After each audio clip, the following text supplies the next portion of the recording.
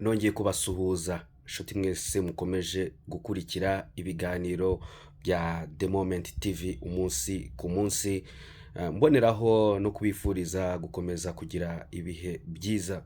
Mbashimiye uburyo mukomeje kugenda mushyigikira, mwebwe mukomeje kugenda mukora subscribe, mwebwe mukomeje gukora like, mwebwe mukomeje guduha ibitekerezo bitwubaka ndetse dushingiraho tubategurira ibiganiro bigiye bitandukanye. Wowe rero utarakora subscribe, kanda subscribe kuri The Moment TV, hanyuma ibyiza bikomeze kugenda bikugeraho umunsi ku munsi. Uyu munsi rero ngarutse ngira ngo baganirize. Uyu munsi tugiye kuganira kera kabaye umushoramari akaba n'umunyamakuru wa radio SKFM ivugira kuri 93.9, uwo nta wundi akaba yitwa Sam Karenzi. Yamaze gutangaza abamufashije kugira ngo ashinge iyi radio imaze kwigarurira imitima y'abantu batari bake, cyane mu kiganiro cya siporo, urukiko rw'ikirenga. Sam Karenzi rero yafunguye iyi radio SKFM mu kwezi kwa kabiri ku itariki 10 ku mugaragaro. Iyi radio rero ikaba ikorera mu mujyi wa Kigali ndetse ikaba yumvikana mu Rwanda hose, ndetse ikaba ifite n'umurongo wa YouTube ukomeye cyane, dore ko mu gihe yifunguriye radio imaze kurenza hafi abayikurikira kuri YouTube ibihumbi birenga 100 byose. Byumvikana rero ko ari imwe mu maradiyo akunzwe hano mu gihugu. Gusa ashinga iradiyo, benshi bakomeje kugenda bavuga bati ese ninde wafashije Sam Karenzi kugira ngo abashe kugera kuri iki gikorwa kinyamibwa, cyangwa se gushinga iyi business ya radio, ndetse inatanga cyangwa se yatanze akazi kuri benshi mu rubyiruko. Benshi bavuga bati hari abayobozi bakomeye bagiye bamuha amafaranga, cyangwa se hari abashoramari bakomeye bamuhaye amafaranga. Gusa uyu mugabo nge nagize amahirwe yo kuganira nawe, ubwiwe anyibwirira yuko we ari amafaranga ye ku giti cye yashoye kugira ngo akore iyi business, arebe ko yakwinjira mu ruhando rw'abafite ibitangazamakuru hano mu Rwanda.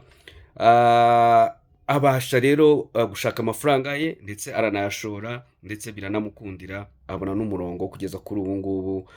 Ni radio ivuga neza cyane kandi ikurikirwa na benshi. Akijya rero kuri iyi radio yajyanye n'abanyamakuru bakomeye, ngira ngo mu biganiro bigiye bitandukanye, mu witwa Eddy Sabiti wabaga kuri RBA, ndetse n'uwitwa Ufitinema Maurice. Abangaba rero bakaba bari abanyamakuru bakoraga mu kiganiro cyitwa Frontline. Ari nako kandi mu rukiko rw'ikirenga yajyanye witwa Kazungu Claver, umwe mu banyamakuru bakomeye cyane hano mu gihugu cy'u Rwanda, ndetse ajyana Aime Niyibizi, ndetse n'uwitwa Ishimwe Rikari, ndetse n'umukobwa witwa Naisa. Saba gusa ko hari n'ikiganiro cyari mugoroba yajyanye witwa Nepo, bakunda kwita mu bicu, n'abandi bitwa ba Ale. Abare bakaba bakora ibigendanye no kuvuga amakuru y'imikino cyane cyane yo hanze, ariko kandi bakaba banogeza imipira igiye itandukanye.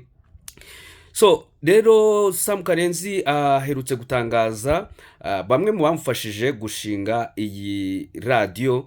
Birumvikana ni bamwe mu bafatanyabikorwa bagiye bashyiramo amafaranga, aho yagarutse kuri perezida w'ikipe ya Rayon Sport Bwana Tadeo Twagirayezu, agaruka ku mushoramari witwa Basir, agaruka kuri Action College, n'abandi banyuranye bagiye bamufasha, cyane mu kumuha publicité, ndetse ataranatangira. Bose rero akaba yabagarutseho mu kiganiro mugiye gukurikira. Uyu munsi ndavuga ibintu mu mazina yabyo. Umuntu ambabarira niba ari inshuti yanjye cyangwa niba ari, iyo mvuga ibinda nababara, kuko buriya mu gushinga iyi radio umuntu wamfashije kurusha abandi ni Tadeo Mubareyo. abantu bajya bibeshya bakavuga n'ibyo batazi. ko bajya bavuga ibindi. Tadeyo, perezida Tadeyo Twagirayezu, ndabivuga mpamya ko uretse Bazil, urumva,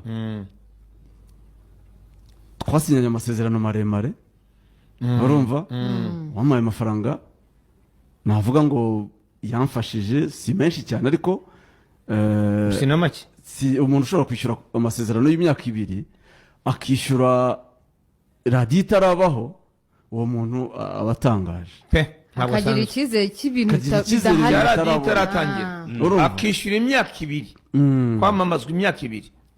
urumva, akabyemera, ni umuntu uba ukomeye cyane.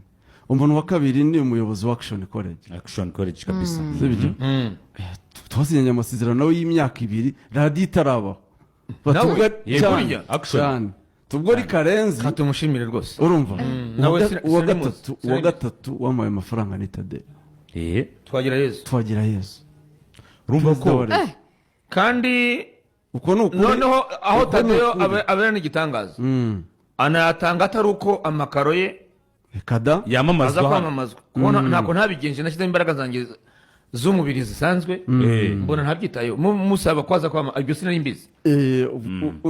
detaye zo wenda reka tuzireke, ariko ni uwa gatatu mu bantu bampaye amafaranga ntangira radiyo. Abagize umumaro kugira ngo abagize uruhare Kuko kugira ngo iyi radiyo ibe ihari. yes, narebaga abacuruzi bafite bizinesi nini zishobora kumara igihe gito. bashobora kungirira icyo cyizere tugakorana,